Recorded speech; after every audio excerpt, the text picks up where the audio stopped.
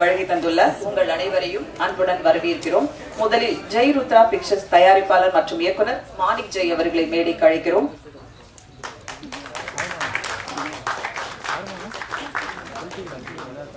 படத்தின் கதை நாயகன் LNT யதீஷ் அவர்களை மேடைக்கு அழைக்கிறோம்.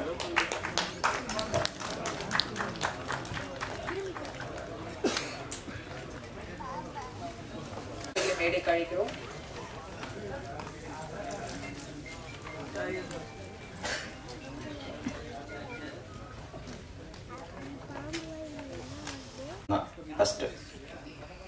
சார், சிறப்பு விருந்தினர்கள் அனைவருக்கும் எனக்கு நன்றி சார்.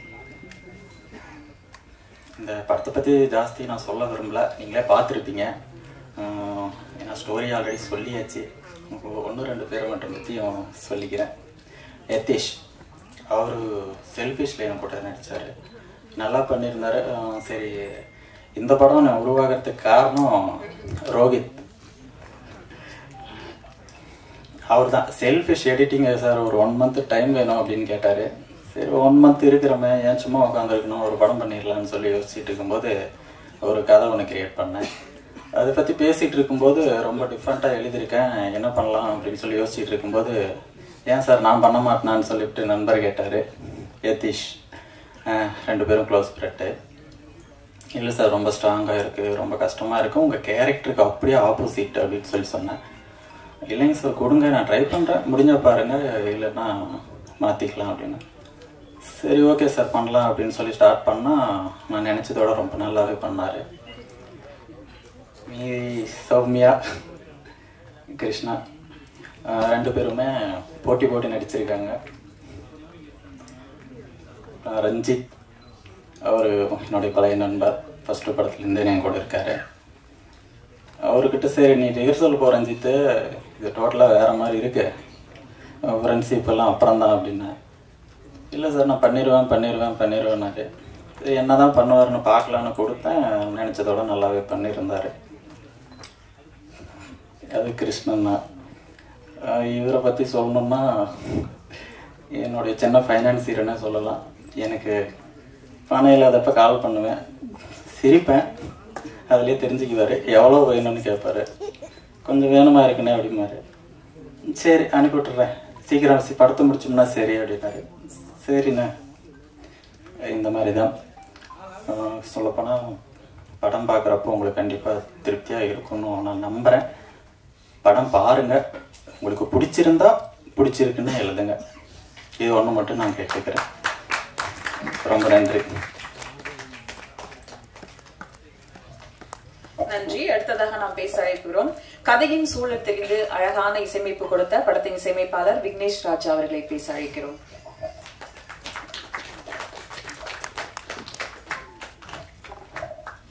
வந்திருக்க பிரஸ் மீடியா எல்லாருக்கும் வணக்கம். ஆக்சுவலாக இந்த படத்தில் மொத்தம் 5 சாங் இருக்குது. ஆக்சுவலாக இப்போ 2 தான் ப்ளே பண்ணோம், இன்னும் கூடிய சீக்கிரம் ரிலீஸ் ஆகிடும். 5 பாட்டுமே கேட்டுட்டு நீங்கள் உங்களோட ரிவ்யூஸ் சொல்லுங்கள். அதே மாதிரி படம் வந்து சயின்ஸ் த்ரில்லராக இருக்கும். கொஞ்சம் எப்படி பார்த்தீங்கன்னா பயமுறுத்துற மாதிரி எல்லா சீன்ஸுமே இருக்கும். எடுத்தது எல்லாமே பயமுறுத்துற மாதிரியே இருந்துச்சு. ஆக்சுவலாக ஒர்க் பண்ணுறதுக்கும் கொஞ்சம் சேலஞ்சிங்காக தான் இருந்துச்சு. இப்போ படம் நல்லா வந்திருக்கு. கூடிய சீன் தியேட்டரில் பாருங்கள், எல்லாம் தியேட்டரில் பார்த்து ரிவ்யூ சொல்லுங்கள். தேங்க்யூ. கைமேரா ஒரு பரபரப்பான கதைக்களத்திற்கு டிஐ வழங்கிய ரோஹித் அவர்களை பேச அழைக்கிறோம்.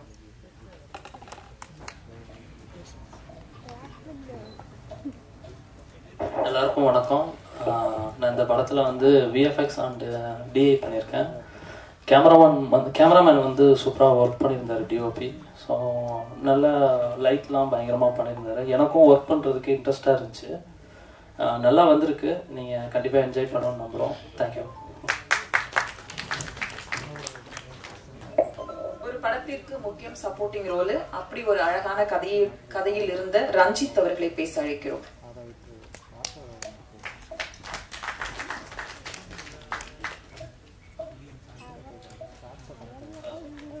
வந்திருக்கும் பத்திரிகை மற்றும் தொலைக்காட்சி நண்பர்களுக்கும்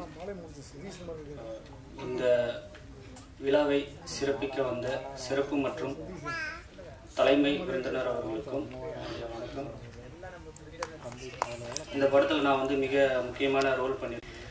எல்லாருக்கும் வணக்கம். என்னோட தமிழ்ல ஏதாவது தப்பு இருந்தால் மன்னிச்சுக்கோங்க, அது முதல்ல சொல்லிடுறேன். ட்ரெய்லர் பார்த்ததுக்கப்புறம் ரொம்ப ஹாப்பியாக இருக்கு. இந்த ரோல் பண்ணும்போது எனக்கு ரொம்ப சேலஞ்சிங்காக தான் இருந்தது. ஆனால் இது இவ்வளோ அழகாக வந்திருக்கேன்னா அது டைரக்டர் மாணிக் ஜெய் சார்னால தான். Thank you sir. அப்புறம் எல்லாரும் தியேட்டரில் வரும்போது தியேட்டர் போய் பார்க்கணும். நல்லா இருந்தால் ரிவ்யூஸ் எல்லாம் கொடுக்கணும். Thank you so much. தேங்க்யூ. அடுத்து நான் பேச அழைக்கிறோம். கைமேரா கதையில் தன் நடிப்பால் ரசிகர்களை வெகுவாக கவரவுள்ள நடிகர் தாரை கிருஷ்ணன் அவர்களை பேச அழைக்கிறோம்.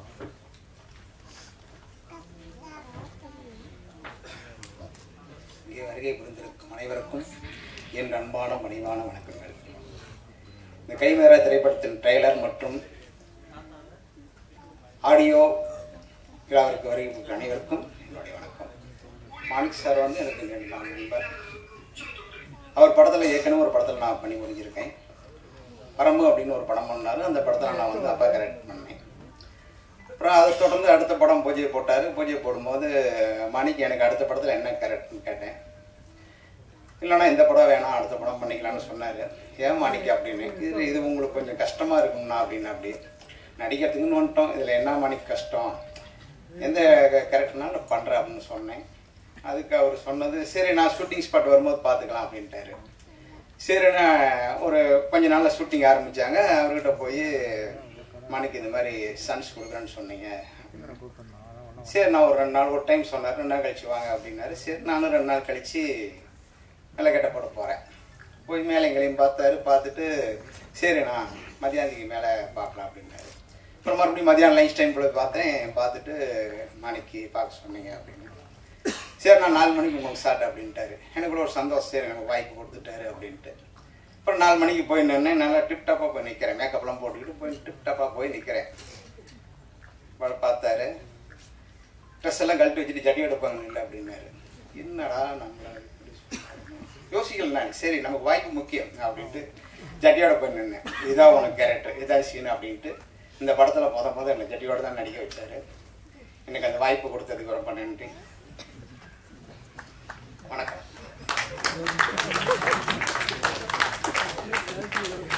நன்றிங்க. ரொம்ப முக்கிய ரோல்ல தான் கொடுத்துருக்காங்க.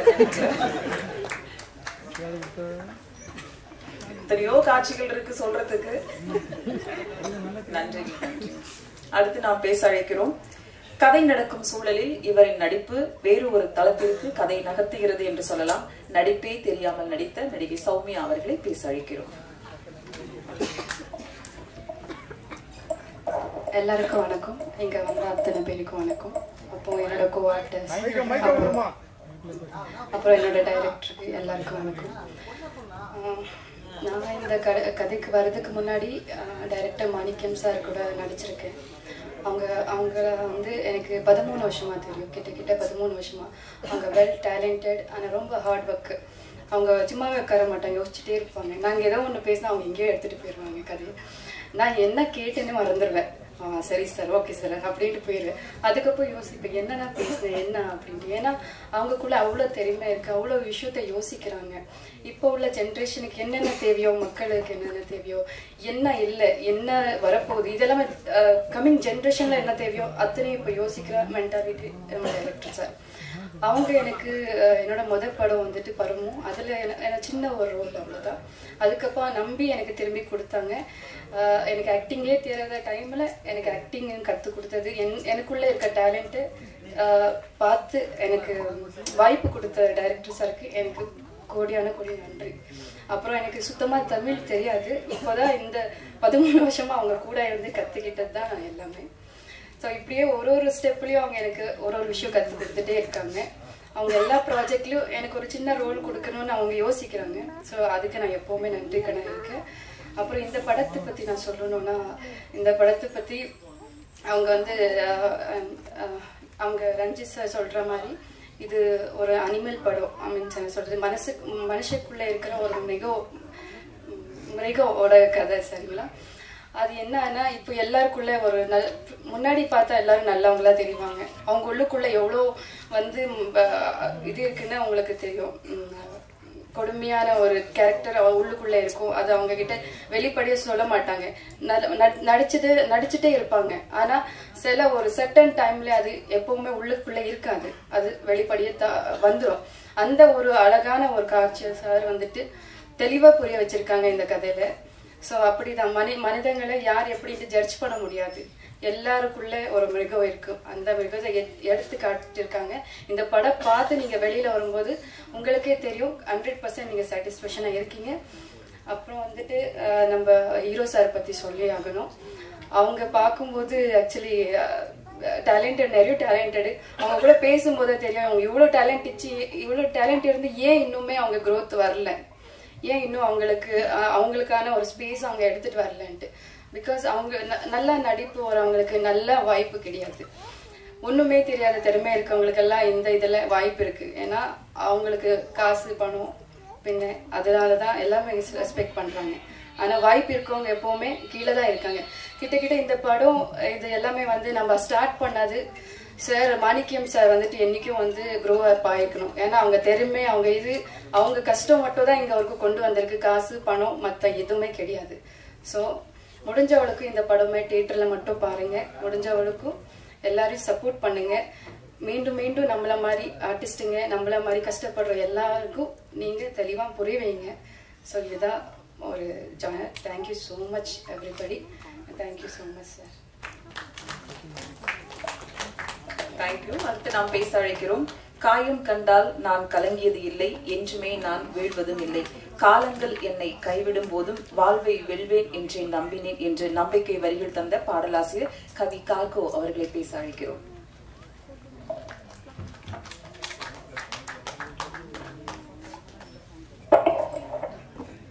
மேடையில் விட்டிருக்கும் முன்னோடி கலைஞர்களுக்கும், பத்திரிகை தொலைக்காட்சி இணையதள ஊடக நண்பர்களுக்கும், இங்கே கூடியிருக்கின்ற அன்பு உள்ளங்களுக்கும் என் இனிய மாலை வணக்கம்.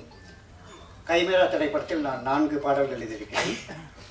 முதல் காதல் முதல் பார்வை இந்த சூழலுக்கு எப்பொழுதும் எழுதக்கூடிய வகையில் நான் காதல் கண்டு நான் மயங்கி விட்டேங்கிற அந்த சூழ்நிலையில் எழுதியிருக்கேன். ரெண்டாவது வந்து பயணங்களை பற்றி 2 பாடல்கள் எழுதியிருக்கிறேன். அது என்னுடைய வாழ்வியல் அனுபவங்கள், நான் கண்ட அந்த தனிமை, இதையெல்லாம் சந்தித்து இந்த பாடல் எழுதியிருக்கிறேன். அடுத்ததாக ஒரு துள்ளல் இசை பாடல். இந்த 4 பாடல் எழுதியிருக்கிறேன். உங்கள் அனைவரது அன்பு நல்வாழ்த்துக்கள் என் பாடல் பயணத்தை மென்மேலும் வெற்றிகரமாக்கும் என்று போதும். மேலும் தமிழ் சினிமாவை அழைத்து செல்கிறது ஒரு நல்ல படத்தின் மூலமாக அழைக்கிறோம். படத்தின் கதாநாயகன் LNT யதீஷ் அவர்கள்.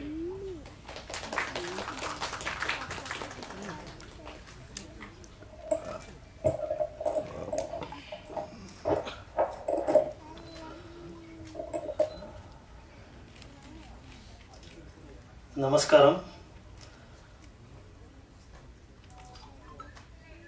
அன்னிவாருக்கும் வணக்கம்.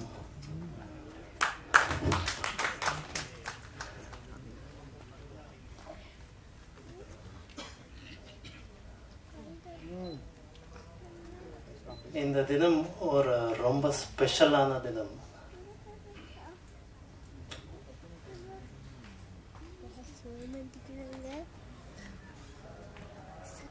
As a performer, getting this kind of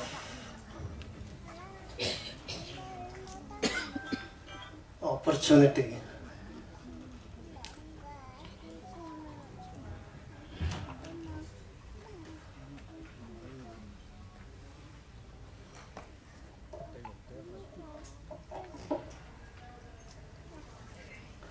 that doesn't come often.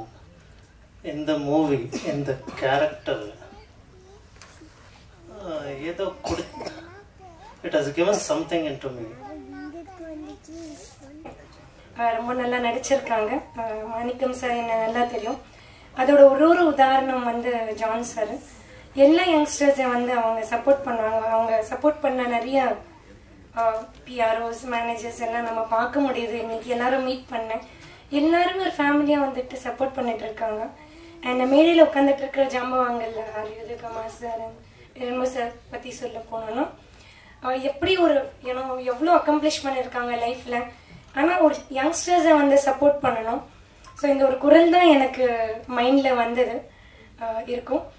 So இதுலேருந்து இந்த ஈவெண்ட்லேருந்து எடுத்து போகிற ஒரே ஒரு விஷயம் வந்து நீங்கள் எந்த உயரத்துக்கு போனாலும் மற்றவங்களுக்கு நீங்கள் வந்து உதவியாக இருக்கணும். ஸோ இது வந்து ஃபுல் அண்ட் ஃபுல் ஒரு ஃப்ரெஷ் டீம் வந்து இந்த படத்தை வந்து பண்ணியிருக்காங்க. ஸோ எல்லாருமே வர ஃப்ரெஷ் முகங்களை வந்து நீங்கள் சப்போர்ட் பண்ணுங்கள். ஏன்னா இந்த இண்டஸ்ட்ரிக்கும் ரொம்ப ஹெல்த்தியான விஷயம், என் சொசைட்டிக்கும் ரொம்ப ஹெல்த்தியான விஷயம். So thank you so much. என்னை எப்படி சப்போர்ட் பண்ணீங்களோ press and media when I was a fresh ஃபேஸாக வரும்போது இன்னைக்கு இங்கே நிற்க வச்சுருக்கீங்க. அதே மாதிரி இந்த யங்ஸ்டர்ஸை வந்து கூட சப்போர்ட் பண்ணுங்கள். Thank you so much. உண்மையா நீங்க வந்து சப்போர்ட் பண்ணதுக்கு ரொம்ப ரொம்ப நன்றி. அடுத்து நாம் பேச அழைக்கிறோம். சமூகம் பார்க்க விரும்பும் கதைகளை தன் படைப்புகள் மூலம் தொடர்ந்து கொடுத்து வருபவர், படம் வெளிவரும் முன்பே மிகுந்த பரபரப்புடன் ஏற்படுத்திய ஹபீபி பட இயக்குனர் மீரா கதிரவன் அவர்களை பேச அழைக்கிறோம். எல்லோருக்கும் வணக்கம். எனக்கு இந்த விழாவுக்கு வர வரைக்கும் டைட்டிலே தெரியாது. ஹீரோவாவது படத்தில் நடிச்சு எமோஷனலாக அவரால் பேச முடியல. எனக்கு இங்கே என்ன பேசுனே தெரியல. ஜான் என்னோட படத்துடைய பிஆர்ஓ. ஜான் வந்து பல படங்களுக்கு கூப்பிட்டுருக்காரு. ஒவ்வொரு படமுக்கும் வர முடியாது, இந்த படத்துக்கு நீங்கள் கண்டிப்பாக வரணும் அப்படின்னு சொன்னார். இயக்குனர் மாணிக் ஜெயின், தமிழ் சேலம்ங்கிறாரு. நான் பேர் நார்த் இந்தியன் நேம் மாதிரி இருக்கேன். என் படத்தில் நடித்த ஹீரோ ஜெய். என் இனிஷியல் என்ன? ஓகே, இப்படிதான் பல நேரம் மாட்டிக்கிறோன்ட்டு. ஹீரோ, படத்தில் நடிச்சிருக்கக்கூடிய ஹீரோயின்ஸ், தமிழ் சினிமாவில் எப்பவுமே திறமையானவங்களுக்கு எப்பவுமே இடம் உண்டு. அதனால் வந்து இங்கே வந்து திறமையானவங்களுக்கு இடம் இல்லைன்னு ஃபீல் பண்ண வேண்டாம், கொஞ்சம் தாமதமாகும். அதுக்கு நிறைய பேர் உதாரணம் இருக்காங்க. நடிகர்கள்லேருந்து இயக்குநர்கள்லேருந்து எங்களுடைய சங்கத்துடைய மிக முக்கியமான ஆர் உதயகுமார் சார் ஆகட்டும், பேரரசு சார் ஆகட்டும், அதுக்கு பெரிய உதாரணங்கள். எந்த பின்னணியும் இல்லாமல் வந்து இன்னைக்கு வந்து மிகப்பெரிய இடத்துல இருக்கிறதுல. ஸோ இந்த படத்துடைய மியூசிக் டைரக்டர், லிரிக் ரைட்டர், இந்த படத்துடைய டிஓபி, எடிட்டர், படத்தில் ஒர்க் பண்ண எல்லோருக்கும் வாழ்த்துக்கள். ஜான், உங்களுக்கு ஜான் எனக்கு ரொம்ப பிடிக்கும். ஜானுக்கும் வாழ்த்துக்கள். நன்றி. நன்றி மீரா சார். அடுத்து நாம் பேச அழைக்கிறோம். பேர் தெரியாதவர்களுக்கும் பெருமைப்படுத்தி பேசுபவர் பேரரசு அவர்கள். தன் இருப்பிலும் முதல் ஆளாக தன் குரலிலும் வந்து நிற்பவர். சிறிய படங்களுக்கும் பெரிய படங்களுக்கும் வாழ்த்து சொல்ல வந்திருக்கும் இயக்குனர் சங்க பொதுச் செயலாளர் பேரரசு அவர்களை ஏதேனும் சில பரபரப்பாக பேசி இந்த படத்தை எடுத்துச் செல்லுமாறு அன்புடன் கேட்டுக்கொள்கிறேன்.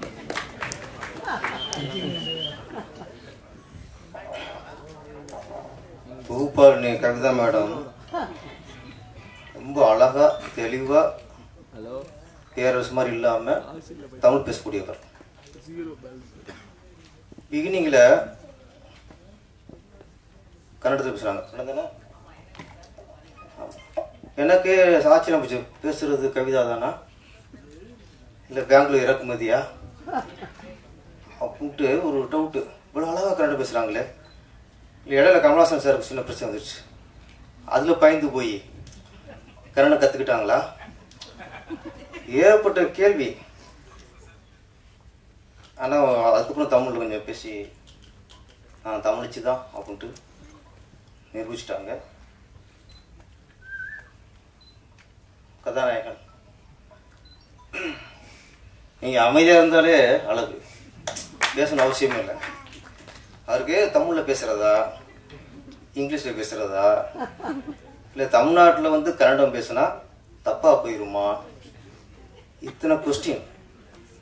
தமிழர்கள் வந்து அப்படி இல்லை, நீங்கள் எதை பேச ரசிப்போம். நாங்கள் கன்னடம் பேச ரசிப்போம், தெலுங்கு பேச ரசிப்போம், மலையாளம் பேச ரசிப்போம். எங்களுக்கு மொழியே பிரச்சனை இல்லை. தமிழர்கள் மாதிரி பெருந்தன்மையான யாருமே இல்லைங்க. இங்கே திறமை தான் முக்கியம்.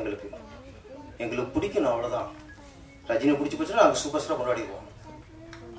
சரோஜி பிடிச்சி போச்சுன்னா கன்னட கிளீனாக பட்டம் வைப்போம். நாங்கள் வைப்போம், தைரியம் வைப்போம். கன்னட கிளீன்ட்டு கன்னட பைங்கில் அவர் தேவராஜ கட்ட வச்சிருக்காரு. அவங்களுடைய அந்த காலகட்டம்ல நம்ம சிம்ரன் கிருஷ்ணா கட்ட சொல்லுவோம். பானுமதி சரோஜதினா அவர் என் பட்டம்லாம் கட்ட சொல்லுவார். கன்னட பைங்கிலி. நீங்க அங்கே நாங்க எங்க தமிழ் பொண்ணு நடிக்க வைக்க அனுப்புறோம். நீங்க தமிழ் பைங்கிலி இங்க பட்ட ஒப்பீங்களா? யாராவது? நாங்க ஒப்புமையா? ஒப்பமில்லண்ணே? ஆமா, கன்னட கட்டளகி நாங்க நல்லா வைப்போம். சொல்றேன், நீங்க பயப்படக்கூடாது. ஹீரோ வந்து நீங்க கன்னடத்தை பேசுறீங்க அழகா பாருங்க. நீங்க இங்கிலீஷ் பேசும்போது இங்க யாரும் கைதட்டல, ஆனா கன்னடம் பேசும்போது அங்க எல்லாரும் கைதட்டோம். அதான் தமிழர்கள். தமிழ் விட்டே போலாம். எங்களுக்கு தெரிஞ்ச விஷயம் இது வரைக்கும் தமிழ்ல இருந்துதான் உலகத்தின் முதன்மொழி தமிழ் சொல்லி கொடுத்துறாங்க. எங்களுக்கு தமிழ்ல இருந்தா தெலுங்கு போச்சு சொல்லி கொடுத்துறாங்க. தமிழ்ல இருந்தா மலையாளம் உருவானதும் சொல்லி கொடுத்துறாங்க. தமிழ்ல இருந்தா கன்னடம் உருவாச்சும் சொல்லி கொடுத்துறாங்க. இதெல்லாம் வரலாறுன்னு நாங்க நம்பிட்டு நம்புறோம். கன்னடம் வேற தமிழ் வேறனா ஓகே, எங்க ஆர்குமெண்ட் பண்ண மாட்டாங்க. நாங்க எங்க நம்பிக்கை சொல்றோம். கன்னடத்துக்கும் தமிழ் சம்பந்தம் இல்லை. யாரும் ஆர்குமெண்ட் பண்றாங்களா? யாராவது? நீங்க அப்படி ஒரு நம்பிக்கை தான் நீங்க நம்பிக்கீங்க. எங்க நம்பிக்கை இப்படி கடவுள் இருக்கிறாங்களாம், ஒரு போஸ்ட் இல்லைங்கிறது அது அவங்க நம்பிக்கை, இல்லைங்கிறது இருக்குங்கிறது இன்னொரு நம்பிக்கை. அது மாதிரி இங்க தமிழ் மண்ணில் மொழிக்கும் கலைக்கும் சம்பந்தம் இல்லை. உங்களை வரவேற்கிறோம். வாழ்த்துக்க. போதுமா கவிதா மேடம்? போதுமா? அதுக்கு அவர் இருக்காரு. நான் சொல்றேன், எனக்கு வந்து தமிழே சரியா தெரியாது பார்த்துக்கிறேன். ஆனா எங்க தலைவர் இருக்காருல்ல, இயக்குனர் தலைவர், தமிழோட கன்னடம் அழகா பேசுவாங்க. உண்மை நான் சொல்றேன், உண்மை இல்லையா? நான் பார்த்துருக்கேன் பெங்களூர்ல. இங்கே நான் கன்னடம் வச்சு பார்த்தது இல்லை. ஆமா ஆமா, அங்கே பெங்களூர் போயிட்டு ரூட்டு கேட்குறான். நான் எப்படா அப்படியே கன்னட கவிதை மாதிரி வருது. அவன் டிரைவர் மேலாடுறான். அவரை விட மேலாள போய் நல்லா பேசுறாரு. கன்னடத்துல பெங்களூர்ல இருக்க டிரைவரை விட இவர் அவர் திருத்துறாரு. அப்படி பேசக்கூடாது அப்படிங்கிறாரு. என்னடா அது? அப்ப அந்த அளவுக்கு கத்து வச்சிருக்காரு. ஏன்னா அவரு நடிச்சிருக்காரு.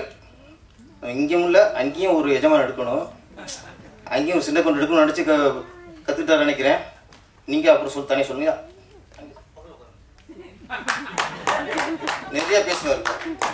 நான் சொன்னது அழகா சுருக்கமா திருக்குறமா சொல்லிருங்க. போட்ட சொல்லிருங்க. எல்லா கேமராவும் அங்கே பேன் பண்ணுங்க சொல்லுங்க. நான் பேசிக்கிட்டு பாரு பேசுங்க.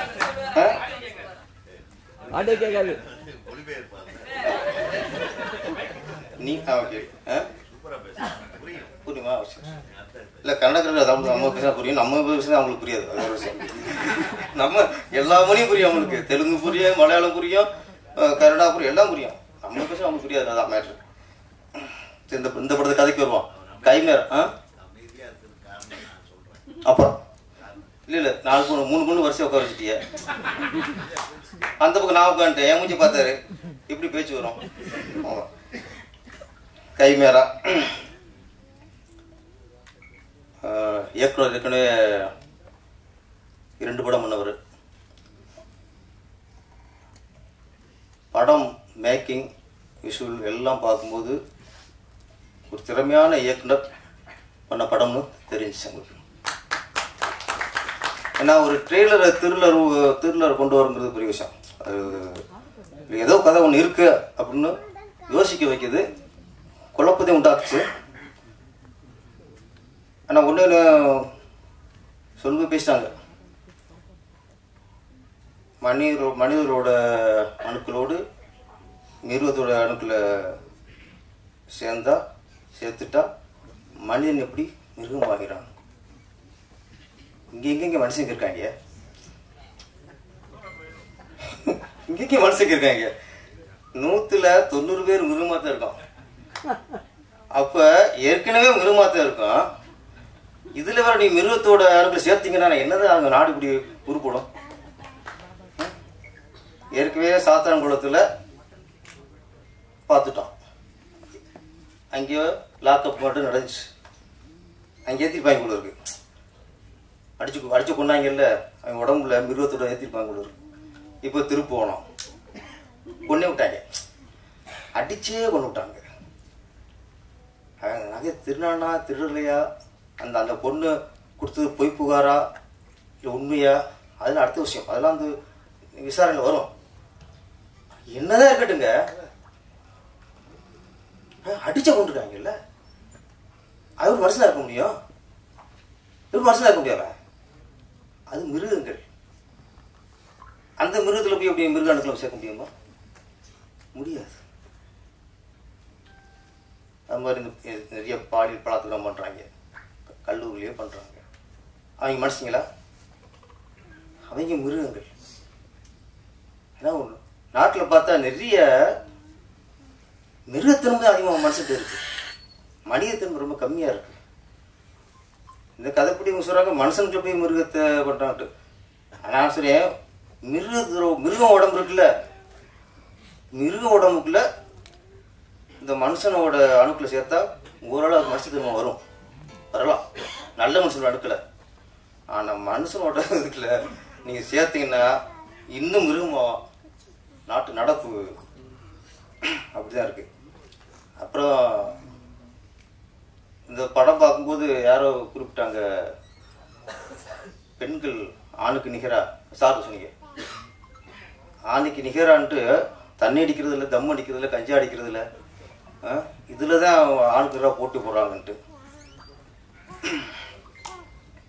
ஒரு விஷயத்தை நம்ம இங்கே இன்னைக்கு நிறைய இடத்துல போதை கலாச்சாரம் அதிகமாகிடுச்சு, தண்ணி அடிக்கிறது அதிகமாகிடுச்சு, கஞ்சா வியாபாரம் அதிகமாகிடுச்சு, கஞ்சா குடிக்கிறது அதிகமாகிடுச்சு. இங்கே சினிமாக்காரங்க கொஞ்சம் உஷாராக இருக்கணும், இங்கே கொஞ்சம் பொறுப்பாகவும் இருக்கணும், உஷாராகவும் இருக்கணும். ஏன்னா நாட்டில் எத்தனை பேர் தண்ணி அடிச்சுட்டு தெருவில் எடுக்கிறான், தண்ணி அடிச்சுட்டு பூத்து அடிக்கிறான், தண்ணி அடிச்சு அவ்வளோ அநியாயம் பண்ணிக்கிட்டு இருக்கான். அது செய்யத்தான் போயிடும். ஆனால் சினிமாக்காரங்க யாராவது எங்கேயாவது தண்ணி அடிச்சுட்டு அந்த ஸ்டில் கிடைச்சா போதும், அதுதான் எனக்கு தேசிய பிரச்சனை. அது தேசிய பிரச்சனை. உலகத்தில் யாருமே தண்ணி அடிக்காத மாதிரியும், சினிமாக்காரங்க மட்டும் தண்ணி அடிச்ச மாதிரியும் அவ்வளோ ஃபோக்கஸ் ஆயிடும். நடிகர் ஸ்ரீகாந்த் போதை பழக்கத்துக்குள்ள இருந்திருக்காரு. ஓகே, அதெல்லாம் அது தவறு தான், அது தவறு. கைது பண்ணது சரி, விசாரிச்சது தான் சரி. ஒரே ஒரு கேள்விதான், பல்கலைக்கழகத்தில் ஒரு பொண்ணை ஒருத்தர் படிச்சார்ல, அவர் பேசுறதா ஞாபகம் இருக்குமா? இந்த அளவுக்கு படம் பிடிச்சி அவளை ஃபோக்கஸ் பண்ணாங்களா? இந்த திருப்போணத்தில் கொஞ்சம் அடிச்சே கொண்டாங்கல்ல, 5 போலீஸர் கைது பண்ணாங்கல்ல, அவங்க ஃபோட்டோ இருக்கா, மூஞ்சி அவங்க ஞாபகம் இருக்கா? அவங்க வீடியோ யாராவது காட்டினாங்களா? கொஞ்சம் அடிச்ச கொண்டுக்கா சார். ஏதோ எங்கேயோ எடுத்து ஃபோட்டோ தான் நம்மளுக்கு ஃபேஸ்புக்கில் போகிறாங்களே தவிர இது ஒரு பேப்பரில் எதுலையோ தனித்தனியாக ஃபோட்டோ போட்டு அவங்க அரெஸ்ட் பண்ண வீடியோ போட்டு அவங்க அரெஸ்ட் பண்ணி ஜெயிலுக்கு தள்ளினாங்களா, 5 வீடியோ போட்டு காட்டினாங்களா? காட்ட மாட்டாங்க.